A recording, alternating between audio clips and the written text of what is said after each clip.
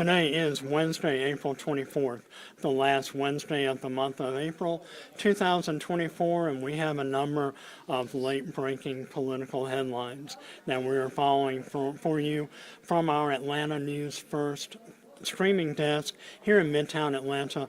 I'm Tim Darnell, joined by our political reporter Doug Reardon, and our weekly political update stream is produced, as always, by Maria Moreau. And here are some of the headlines that we're following. President Joe Biden will be delivering the 140th commencement address at Morehouse College in Atlanta next month. Governor Kemp has been very active, signing a number of new pieces of legislation that affects virtually every Georgian. Fulton County DA Fani Willis is declining an Atlanta Press Club debate to debate on stage two of her challengers for her seat this next month and this fall. Donald Trump is on trial the second week of his criminal trial in New York City, and on Thursday, the U.S. Supreme Court will be hearing whether or not the 45th President of the United States enjoys immunity from his prosecutions. And we also have another late-breaking headline that we'll cover in just a moment. But Doug, the President Joe Biden coming to Morehouse was an announcement that we were expecting. It was officially announced just over 24 hours ago, but as you discovered when you went to Morehouse on Tuesday, not everybody is all that excited about the president's visit. Yeah, you would think it would be the opposite, but they have a very good reason. I mean, this ruffled a lot of feathers. People even threatened to walk out of that commencement address if it was given by the president, and it's all over his stance on Israel and his support for that country despite an ongoing humanitarian crisis in the Palestine and Gaza and West Bank region because of that ongoing conflict there. People who are feeling as if Israel is coming on too heavy really do not want to hear from President Joe Biden. They told me until he calls for a permanent and immediate ceasefire in the region. He has not done that yet. He has had talks with the Israeli government, but he has not yet called for a ceasefire. And so that is what students, faculty, and even some alumni that we talked to at Morehouse were wanting him to do to feel a lot more comfortable about him coming and being sort of a representative of the school by giving their commencement address. It's always nice to have a sitting president recognize your institution by giving that commencement address. It's a huge honor. It's a rare honor. People on campus certainly recognize that. But again, there is this kind of roiling conflict going on in the Middle East that people feel the president has not handled the right way. And so we talked to a few folks out there, and this is what they told us. And we will we'll hear from some of those Morehouse students later on in the stream. It's very interesting. President Joe Biden is following in the footsteps of the man under whom he served as vice president. In 2013, President Barack Obama became the very first sitting American president to deliver the commencement address at Morehouse. Joe Biden, his former vice president, now the Democratic incumbent, becomes the second. And in 2013, I actually covered President Obama's Morehouse commencement address. I remember it just being pouring down rain on a Sunday morning in mid-May, but the excitement was very palpable. So, you know, we'll see whether or not President Biden is greeted with that same level of enthusiasm next month. Yeah, and so this will be, again, next month. It's an early address at 9 a.m., and a lot of folks that we talked to out there said the president has plenty of time to call for this ceasefire before he heads to campus at Morehouse. Moving on to something a little bit more local as far as Georgia Governor Kemp. He has signed and held a number of events over the past week where he's been publicly signing various pretty important pieces of legislation. One signing that you covered recently was the cutting of the state income tax levels. He has also signed a bill that is easing the restrictions on hospital creations here in Georgia. And less than 24 hours ago, he also signed a series of education-related bills. We have your package, and we're also going to hear from our own Rebecca Schramm. Here are those reports. That affects me as a provider because I want as much access as possible for all my patients. I want them to have choices. And right now, Dr. Cecil Bennett says his patients don't have as much choice as they should when it comes to where they get their health care. It's just not fair. In a country as rich as our country is, in a state like Georgia, patients should be able to access care much more easily. Part of that problem was fixed this week. Since the 1970s in Georgia, if you wanted to build a hospital or a health center anywhere in the state, you had to have what's called a certificate of need. There has to be enough documentation that that facility is actually needed in that particular community. With the stroke of his pen on Friday, Governor Brian Kemp eased regulations so hospitals could be built with less red tape. And it's not just hospitals. The bill also makes it easier to build psychiatric, substance abuse, prenatal, and outpatient centers. These projects will help meet one of the greatest needs facing our state, and that is our healthcare industry, having a well-trained, capable healthcare workforce. Certificate of Need was originally meant to make sure unnecessary construction didn't happen, passing the cost on to local residents. But with shrinking healthcare options in Metro Atlanta, this is a welcome change to many providers like Dr. Bennett, who are constantly referring patients to bigger or more specialized facilities. I want there to be choice, that basically the more competition, I believe the better care my patients will get.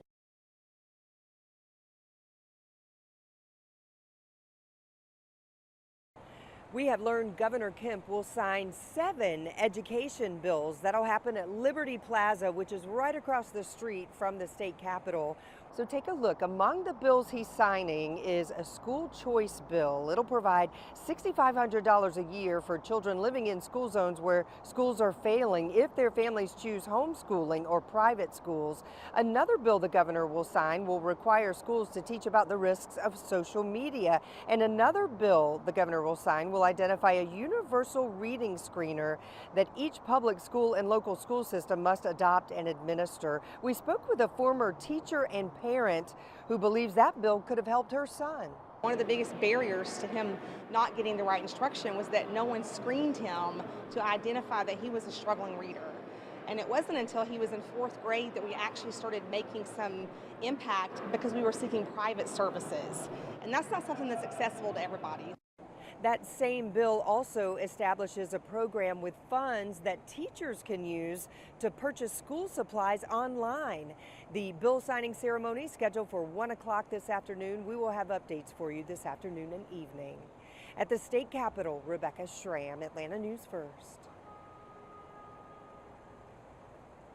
Doug, we heard those reports from you and other members of our outstanding reporting staff. Governor Brian Kemp is in his final term. He is certainly undertaking a number of very popular and populist measures to possibly ensure not only Georgia's future success as a state, but also perhaps the Republican majority here as well. Yeah, and no doubt about it, it's bill signing season. I mean, these are all victory laps for the governor, really, because he got a lot done that he wanted to get done this session. And even as we speak, he is signing bills having to do with housing and human trafficking, which is a big initiative of the First Lady. And so one of the big things, as we mentioned in that story, was the income tax. For folks that don't know, they're trying to get this below 5% by the year 2028. So just a little bit of math for you, which I had somebody else do because I don't do a lot of math very well. So for someone making $60,000 this year, they're going to save about $60 on their taxes the next time they file when April comes around next year. But by the year 2028, when that rate drops below 5% for the state income tax, they'll be saving around $600. So certainly no small amount of money for people. It all helps these days. And the governor was very big from the very day that he took office about getting the state income tax well below where it was on that same day. So, we certainly are below the median. There are states that have 7.5%, 8% sales taxes. There are some states like Florida that have no sales tax. State income tax. And so, Georgia is certainly, for folks who don't like paying a lot of taxes, is moving in the right direction. But certainly are for those folks. No one enjoys handing over part of their hard-earned income to any form of government. But we are in election season, and taxes are a top issue presidential election and here in Georgia. But Fulton County District Attorney Fani Willis, speaking of elections, is up for re-election. She is facing a Democratic challenger in the May 21st primary next month, as well as whoever wins that primary in Fulton County for the locally elected DA will face a Republican challenger this fall. It's very interesting. Fulton County DA Fani Willis, who has filed a series of historic indictments against Donald Trump, has confirmed that she will not be participating in the very popular series of political debates sponsored by the Atlanta Press Club, citing a number of legal and other disclosure issues. What do you make of that? Yeah, I mean, look, I would have loved to have seen her get up there and debate some of her challengers. But the question is, does she need to? I mean, I think we need to remind Republicans, too, who are going to call her out for this, unquestionably, that Donald Trump didn't participate in any of the debates prior to these primaries that are still going on around the nation. But, she is the incumbent. She is very popular in Fulton County, maybe even more so after these indictments were filed, because remember, Fulton County is the bluest county in the state. We know this. It's also one of the largest, so she has a lot of support here. And so she would have been debating Christine Y. Smith, who is the former Solicitor General of Atlanta, a lawyer herself, and very well liked from what we can tell. And then also her Republican challenger, Courtney Kramer, who on her own Twitter and social media calls herself the MAGA attorney. And so I think it would have been interesting for Willis to get up there and maybe even defend herself against some of the claims against the indictment, certainly against that relationship that she has all but admitted to with Nathan Wade, the prosecutor who is now not prosecuting this case because of all that controversy over that perceived conflict of interest that ended up not being a conflict of interest. But still, many people are attacking her for that. Many people are attacking her for the way she has handled this indictment. And so I think it would have been certainly fruitful for voters to be able to hear all of the candidates running for this very important office. But, getting inside the head of Fani Willis is not something that I typically like to do, but I think she just assumed that she didn't need to do it. She is, again, a well-known figure, not just here in Georgia, but all across the country, all across the world for what she's been doing over the last 2 years, 3 years, even if you go back to these special grand juries. And so it may just be a case where she said, look, people know me, people like the job I'm doing, I don't need to go defend anything. Speaking of Donald Trump, as we wrap up this edition of Political Update, we're going to be hearing momentarily from one of our national correspondents, Stetson Miller, from our national desk on the latest in Donald Trump's New York City criminal hush money trial, as well as the U.S. Supreme Court hearing a case from the former president as far as whether or not he should be granted presidential immunity, coming up before the U.S. Supreme Court on Thursday. But a late-breaking development that I want to touch on really very quickly. Earlier this morning, Wednesday morning, former President Trump's Georgia attorneys filed a motion to dismiss two more charges in his historic Georgia indictment, something that came kind of out of the blue.